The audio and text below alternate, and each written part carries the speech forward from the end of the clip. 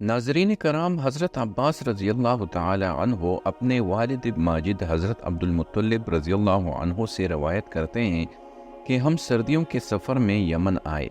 मैं एक यहूदी आलिम के पास ठहरा। अहले किताब में से एक शख्स ने मुझसे पूछा, तुम किस ख़ानदान के हो? मैंने कहा, कुरैश से। उसने पूछा, कुरैश की किस शाख से? मैंने जवाब दिया, बनु हाशिम से। उसने कहा, क्या तुम मुझे इजाज़त देते हो कि मैं तुम्हारे बदन का कोई हिस्सा देख लूँ? मैंने कहा, हाँ, शर्त यह है कि सतर का मकाम ना हो। हज़रत अब्दुल मुत्तलिब रज़ियल्लाहु अन्हु ने फरमाया, उसने मेरा एक नतना खोला और उसमें नज़र दौड़ाई, फिर दूसरे नतने में देखा और फिर यूँ कहने लगा, मैं गवाही देता हूँ कि आपके एक हाथ में नबूवत और दूसरे में मुल्क है। हम यही कुछ बनु ज़हरा में भी पाते हैं। ये कैसे होगा? मैंने जवाब दिया, मुझे मालूम नहीं। फिर पूछा, क्या तुम्हारी शाह है? मैंने पूछा, शाह क्या होती है? उसने जवाब दिया, शाह बीवी को कहते हैं। मैंने कहा, अब तो नहीं। वो कहने लगा, जब वापस पलटो तो उनमें शादी करना। हज़रत अब्दुल मुत्तलिब रज़ियल्लाहु अन्हु जब मक्का मुकर्रमा वापस आए तो हाला बिनत उहैब बिन अब्द मनाफ से शादी कर ली और अपने बेटे हज़रत अब्दुल्लाह रज़ियल्लाहु अन्हु का निकाह आमना बिनत वहब रज़ियल्लाहु अन्हा से कर दिया, जिनसे हज़रत रिसालत मआब सल्लल्लाहु अलैहि वसल्लम की विलादत बासआदत हुई। इस पर कुरैश के लोग कहने लगे कि हज़रत अब्दुल्लाह रज़ियल्लाहु अन्हु अपने वालिद माजिद के मुकाबिल कामयाब हो गए। इमाम बहीक़ी रहमतुल्लाह अलैह बयान फरमाते हैं कि हज़रत अब्दुल्लाह रज़ियल्लाहु अन्हु जैसा हसीन व जमील मर्द देखने में नहीं आया। एक दिन आप रज़ियल्लाहु अन्हु कुरैश की मस्तूरात के पास आए तो उनमें से एक कहने लगी, तुम में से कौन है जो इस जवान से निकाह करे और वो नूर हासिल कर ले जो आपकी दोनों आंखों के दरमियान है? मुझे तो उसके दोनों आंखों के दरमियान नूर नज़र आ रहा है। इस पर हज़रत आमना बिनत वहब रज़ियल्लाहु अन्हा ने आपसे निकाह कर लिया।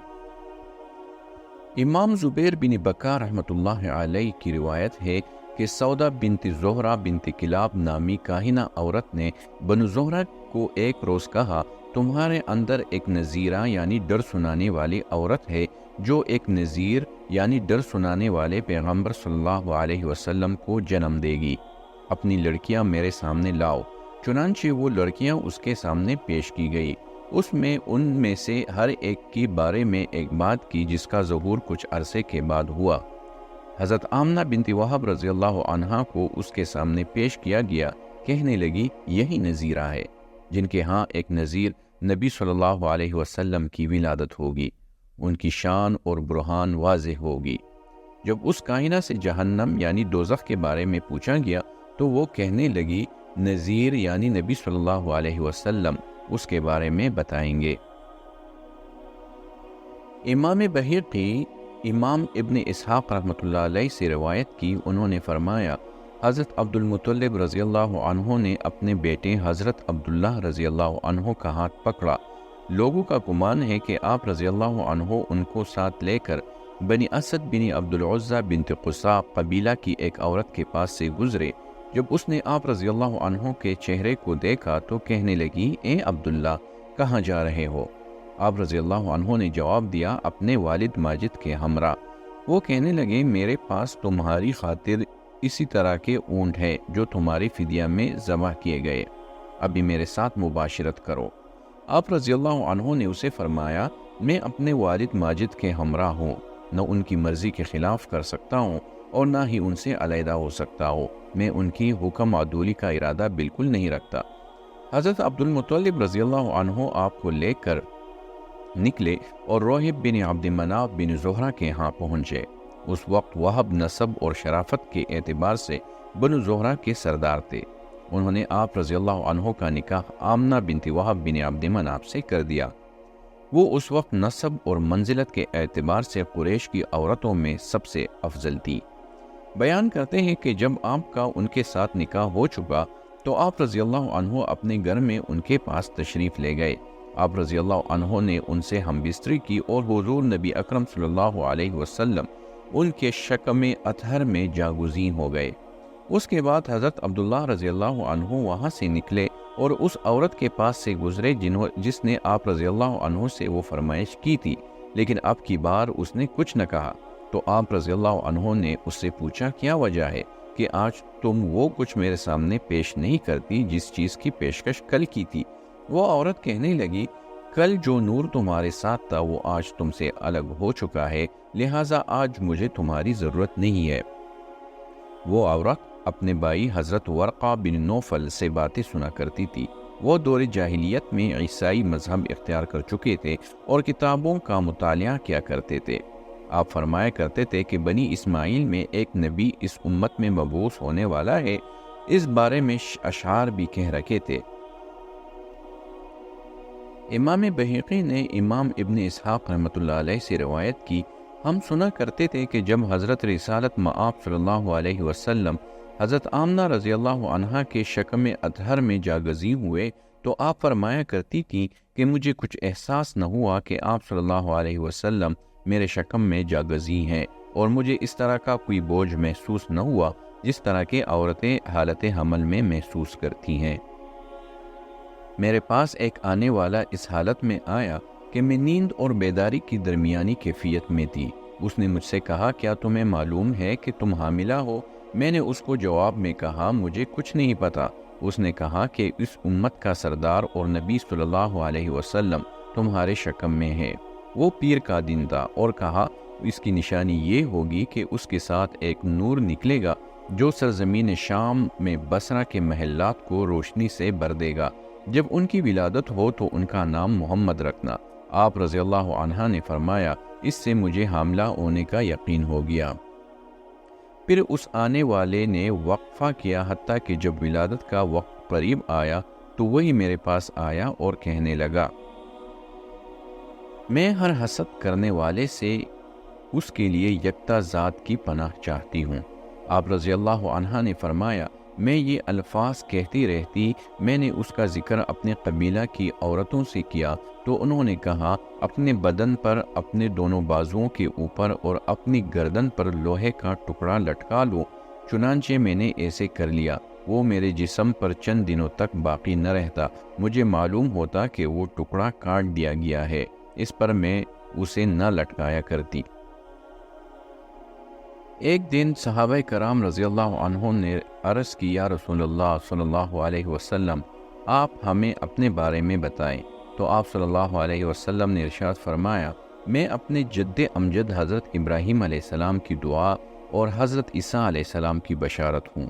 جب میں بصورت حمل اپنی والدہ ماجدہ کے پیٹ میں تھا تو انہوں نے مشاہدہ فرمایا، گویا ان سے ایک نور نکلا ہے جس سے سرزمین شام میں واقع بصرہ کے محلات روشن ہو گئے۔ حضرت ابن عباس رضی اللہ تعالی عنہما سے روایت ہے کہ حضرت سید آمنہ رضی اللہ عنہا نے فرمایا کہ جب آپ صلی اللہ علیہ وسلم بصورت حمل میرے شکم میں جلوہ گر ہوئے، مجھے اس کے باعث ولادت پاک تک کوئی تکلیف نہ ہوئی۔ امام ابن اسحاق رحمۃ اللہ علیہ نے فرمایا کہ حضرت عبداللہ بن عبد المطلب رضی اللہ عنہما کا انتقال اس وقت ہوا جب حضور نبی اکرم صلی اللہ علیہ وسلم بحالت حمل اپنی والدہ ماجدہ کے شکم مبارک میں تھے۔ روایت میں آتا ہے کہ حضرت عبداللہ رضی اللہ عنہ شام میں غزہ کے شہر کی طرف قریش کے قافلوں میں سے ایک قافلے کے ساتھ نکلے جنہوں نے تجارت کا سامان لادا ہوا تھا۔ تجارت سے فراغت کے بعد جب واپس پلٹے تو ان کا گزر مدینہ منورہ سے ہوا۔ حضرت عبداللہ رضی اللہ عنہ اس وقت بیمار تھے۔ آپ نے فرمایا، میں اپنے ننیال بن عدی بن نجار میں رک جاتا ہوں۔ چنانچہ آپ رضی اللہ عنہ ان کے ہاں بیماری کی حالت میں 1 ماہ تک قیام پذیر رہے۔ آپ کے ساتھی روانہ ہو گئے اور مکہ مکرمہ پہنچ آئے۔ حضرت عبد المطلب رضی اللہ عنہ نے ان سے اپنے لخت جگر کے بارے میں پوچھا تو انہوں نے جواب دیا، ہم نے انہیں ان کے ننیال بن عدی بن نجار کے ہاں چھوڑا ہے، اس وقت وہ بیمار تھے۔ حضرت عبد المطلب رضی اللہ عنہ نے اس پر اپنے سب سے بڑے لڑکے حارث کو بھیجا۔ ان کو معلوم ہوا کہ ان کا وصال ہو چکا ہے اور دار نابغہ میں ان کو دفن کر دیا گیا ہے۔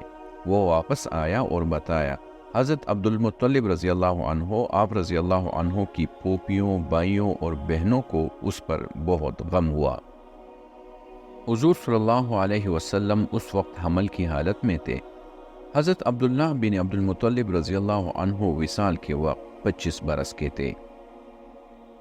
حضرت عبداللہ رضی اللہ عنہ نے حضرت آمنہ رضی اللہ عنہ کے علاوہ کسی اور عورت سے نکاح نہیں کیا، اور نہ ہی حضرت آمنہ رضی اللہ عنہ نے حضرت عبداللہ رضی اللہ تعالی عنہ کی سوا کسی اور مرد سے شادی کی۔ علامہ ابن عماد رحمۃ اللہ علیہ نے کشف الاسرار میں لکھا کہ اللہ تعالیٰ نے اپنے محبوب پاک صلی اللہ علیہ وسلم کی پرورش یتیمی کی حالت میں کی، کیونکہ ہر بڑے کی بنیاد چھوٹی ہوتی ہے اور ہر حقیر کا انجام عظیم ہوتا ہے۔ نیز اس میں یہ بھی حکمت تھی کہ آپ صلی اللہ علیہ وسلم جب اپنی عزت کے مراتب پر پہنچ جائیں تو اپنے معاملے کے آغاز پر غور فرمائیں، تاکہ آپ جان لیں کہ عزت والا وہ ہوتا ہے جس کو اللہ تعالیٰ عزت دے، اور یہ آپ کی قوت آپ کے آبائی کرام، امہات اعظام اور مال کے باعث نہیں ہے، بلکہ آپ کی قوت اللہ تعالیٰ کی طرف سے ہے، اور آپ صلی اللہ علیہ وسلم فقیروں اور یتیموں پر رحم کرے۔ حضرت محمد بن عمر اسلمی رحمۃ اللہ علیہ نے فرمایا، حضرت عبداللہ رضی اللہ عنہ نے ایمن لونڈی، 5 اونٹ اور بکریوں کا ایک ریوڑ ترکا چھوڑا۔ حضور اکرم صلی اللہ علیہ وسلم نے یہ چیزیں اپنے والد ماجد کی وراثت میں پائیں۔ حضرت ابن عباس رضی اللہ تعالی عنہ سے روایت ہے کہ نبی پاک صلی اللہ علیہ وسلم کی ولادت پیر کے دن ہوئی، آپ پر وحی کا آغاز پیر کے دن ہوا، آپ کا وصال پیر کے دن ہوا، حجر اسود کو پیر کے دن آپ صلی اللہ علیہ وسلم نے اٹھایا۔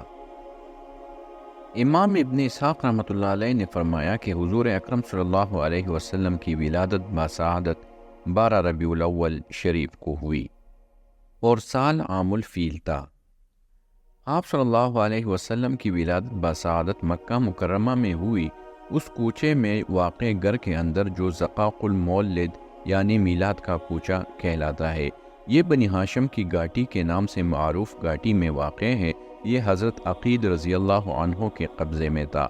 امام ابن اسیر رحمۃ اللہ علیہ نے فرمایا، اس بارے میں ایک قول یہ ہے کہ حضور صلی اللہ علیہ وسلم نے یہ گھر حضرت عقیل رضی اللہ عنہ کو ہبہ کر دیا تھا، ان کی وفات تک یہ ان کے قبضے میں رہا۔ آپ کے بعد آپ کے بیٹے سے محمد بن یوسف نے خرید لیا، جو حجاج بن یوسف کا بھائی تھا۔ حضرت عائشہ رضی اللہ تعالی عنہا فرماتی ہے، ایک یہودی مکہ مکرمہ میں سکونت پذیر تھا، وہ یہاں تجارت کیا کرتا تھا۔ جس رات حضور نبی کریم صلی اللہ علیہ وسلم کی ولادت ہوئی، اس نے قریش کی ایک مجلس میں پوچھا، اے قریشیو، کیا آج رات تم میں کسی بچے کی ولادت ہوئی ہے؟ لوگ کہنے لگے، قسم بخدا ہمیں علم نہیں۔ وہ کہنے لگا، جو میں تم سے کہوں گا اسے یاد رکھنا۔ اس رات اس آخری امت کے نبی صلی اللہ علیہ وسلم کی ولادت ہو چکی ہے، اس کے دونوں کندھوں کے درمیان ایک نشانی ہے۔ لوگ اپنے مجلس سے اٹھ کر منتشر ہو گئے اور وہ اس کی باتوں پر تعجب کر رہے تھے۔ جب وہ اپنے گھروں میں پہنچے، ہر شخص نے اپنے گھر والوں کو یہودی والی وہ بات بتائی۔ گھر والے کہنے لگے، آج رات حضرت عبداللہ بن عبد المطلب رضی اللہ تعالی عنہ کا ایک لڑکا پیدا ہوا ہے، جس کا نام انہوں نے محمد رکھا ہے۔ لوگ جمع ہو کر اس یہودی کے پاس آئے اور اسے بچے کی ولادت کی خبر دی۔ وہ کہنے لگا، میرے ساتھ چلو، میں اسے دیکھنا چاہتا ہوں۔ وہ اس کے ہمراہ چل پڑے اور اسے حضرت آمنہ رضی اللہ عنہا کی گھر لے آئے۔ انہوں نے آپ سے گزارش کی کہ اپنے بچے کو ہمارے پاس باہر نکالے۔ آپ رضی اللہ عنہا نے باہر نکالا۔ انہوں نے آپ صلی اللہ علیہ وسلم کی پیٹھ مبارک سے کپڑا ہٹایا۔ اس نے وہ نشان دیکھا جس پر وہ بے ہوش ہو کر گر پڑا۔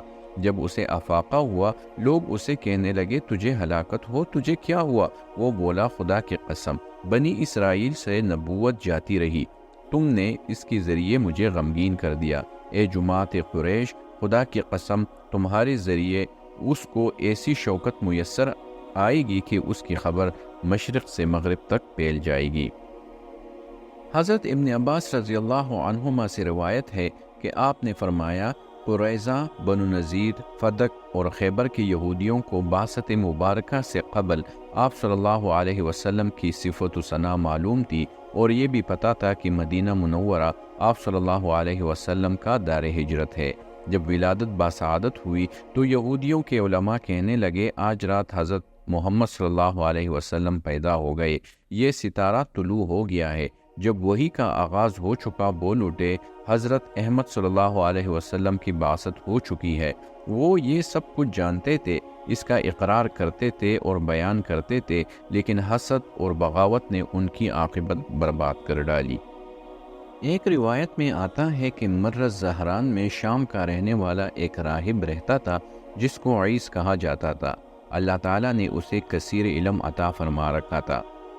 وہ مکہ مکرمہ آیا کرتا تھا، لوگوں سے ملتا تو کہتا اے مکہ والو، عنقریب تمہارے درمیان ایک لڑکا پیدا ہوگا، سارا عرب اس کا متی ہو جائے گا، عجم اس کی ملکیت ہوگا، یہ اس کے ظہور کا زمانہ ہے۔ جس نے انہیں پایا اور ان کی پیروی کی وہ اپنی حاجت پالے گا، اور جس نے آپ کو پایا اور آپ کی مخالفت کی وہ اپنی مراد حاصل نہ کر سکے گا۔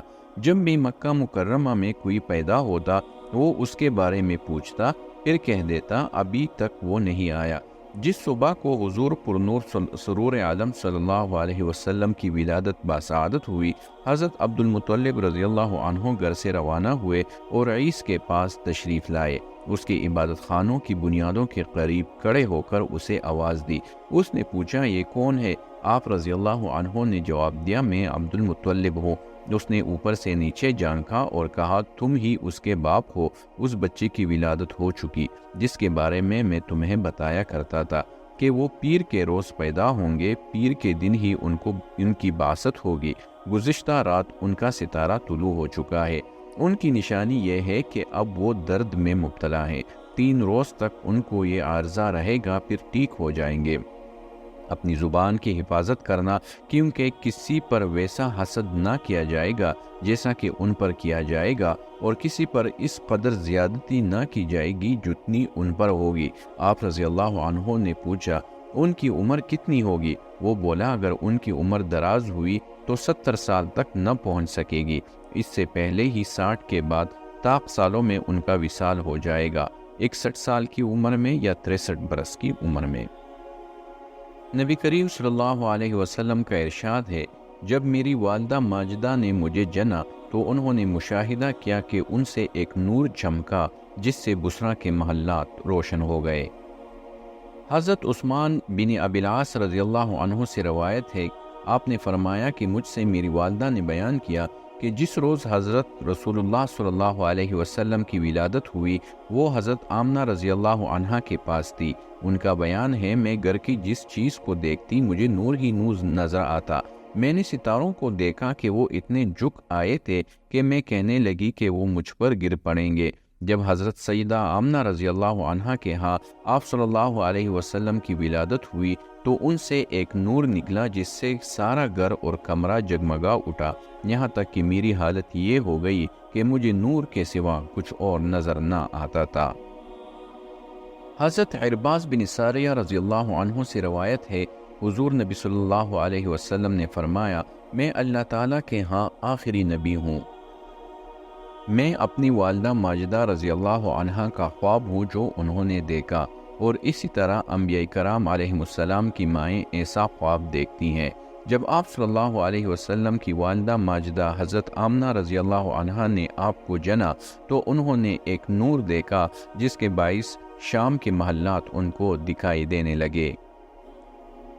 حضرت حلیمہ سعدیہ رضی اللہ عنہا حضرت آمنہ رضی اللہ عنہا سے روایت کرتی ہیں کہ آپ رضی اللہ تعالیٰ عنہ نے فرمایا میرے اس لخت جگر کی بڑی شان ہے، آپ صلی اللہ علیہ وسلم میرے پیٹ میں جاگزی ہوئے، میں نے اس سے بڑھ کر زیادہ ہلکا اور بابرکت حمل نہیں دیکھا۔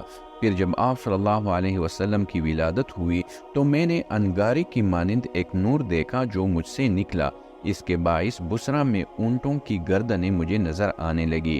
جب آپ صلی اللہ علیہ وسلم پیدا ہوئے تو زمین پر اس طرح نہ آئے جس طرح کے بچے آتے ہیں، بلکہ آپ کے ہاتھ زمین کے اوپر تھے اور سر آسمان کی طرف آپ نے اٹھا رکھا تھا۔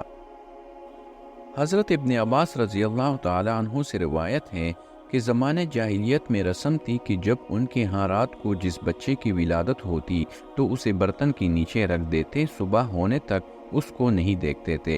جب حضور نبی کریم صلی اللہ علیہ وسلم کی ولادت بسعادت ہوئی تو انہوں نے آپ کو پتھر کی ہنڈیا کے نیچے رکھ دیا۔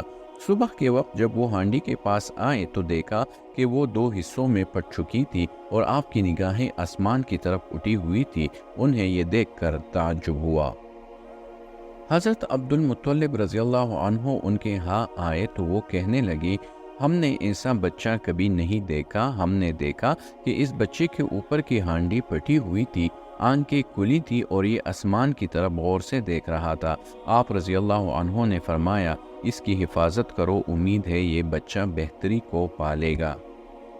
حضرت انس بن مالک رضی اللہ عنہ سے روایت ہے کہ حضور صلی اللہ علیہ وسلم کا ارشاد ہے، میرے رب نے مجھ پر کرم فرمایا کہ مجھے ختنہ شدہ پیدا فرمایا، میرے مقام ستر کو کسی نے نہیں دیکھا۔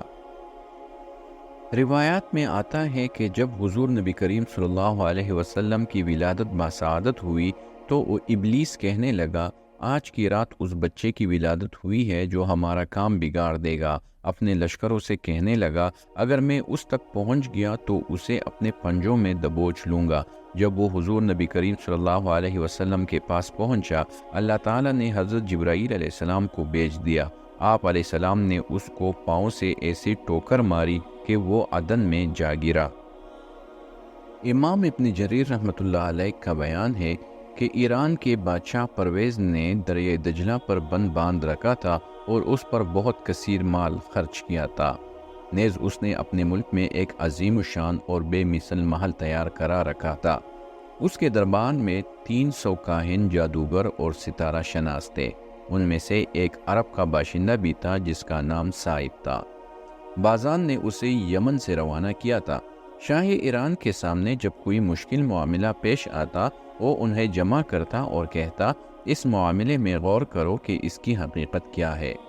جب حضور اکرم صلی اللہ علیہ وسلم کی ولادت بسعادت ہوئی، صبح ہوتے ہی اس نے دیکھا کہ اس کا محل بغیر کسی بوجھ کے شکستہ ہو گیا ہے اور دریائے دجلہ کا جو بند تھا وہ پٹ گیا ہے۔ جب اس نے یہ سب کچھ دیکھا اسے غم لاحق ہو گیا۔ اس نے اپنے کاہنوں، جادوگروں اور نجومیوں کو بلایا، صائب بھی ان میں شامل تھا۔ پھر ان سے کہنے لگا، میری مملکت کا محل بغیر کسی بوجھ کے شکستہ ہو گیا ہے، اپنے علم کی روشنی میں اس معاملے میں غور کرو۔ لیکن آسمان کی اطراف ان پر بند کر دیے گئے اور زمین تاریک ہو گئی، کچھ علامت نظر نہ آئی جسے وہ دیکھ سکتے۔ صائب نے ایک تاریک رات زمین کے ایک ٹیلے پر گزار دی۔ وہ غور کرتا رہا، اس نے حجاز کی طرف سے ایک چمک دیکھی جو اڑی اور مشرق تک جا پہنچی۔ جب صبح ہوئی اس نے اپنے قدموں کے نیچے ایک سبز باغ دیکھا۔ اس نے پال پکڑتے ہوئے کہا، اگر میں نے جو دیکھا ہے وہ برحق تھا تو حجاز سے ایک بادشاہ نکلے گا، وہ مشرق تک جا پہنچے گا، اس کے دور حکومت میں زمین ہری بھری ہو جائے گی جیسا کہ کسی سب سے بڑے کر فضیلت والے بادشاہ کے دور حکومت میں سرزب و شاداب ہوتی ہے۔ امام بہقی رحمۃ اللہ علیہ سے روایت ہے کہ جب ولادت حضرت سرور کائنات صلی اللہ علیہ وسلم کو 7واں روز ہوا تو آپ صلی اللہ علیہ وسلم کے دادا جان نے آپ صلی اللہ علیہ وسلم کی طرف سے جانور ذبح کیا، قریش کی دعوت کی۔ جب وہ کھانا کھا چکے تو پوچھنے لگے، اے عبد المطلب، اس نومولود کا کیا نام رکھا ہے؟ آپ نے فرمایا، اس کا نام میں نے محمد رکھا ہے۔ انہوں نے دریافت کیا کہ آپ نے اپنے گھرانے کے ناموں کو کیوں نظر انداز کیا ہے؟ تو آپ رضی اللہ عنہ نے جواب میں فرمایا، میں چاہتا ہوں کہ آسمان میں اللہ تعالیٰ اس کی تعریف فرماتا رہے اور دنیا میں مخلوق اس کی مدح پانی کرتی رہے۔ ناظرین کرام، اگر آپ کو ہماری آج کی یہ ویڈیو اچھی لگی ہے تو اسے لائک کریں اور چینل کو سبسکرائب کریں۔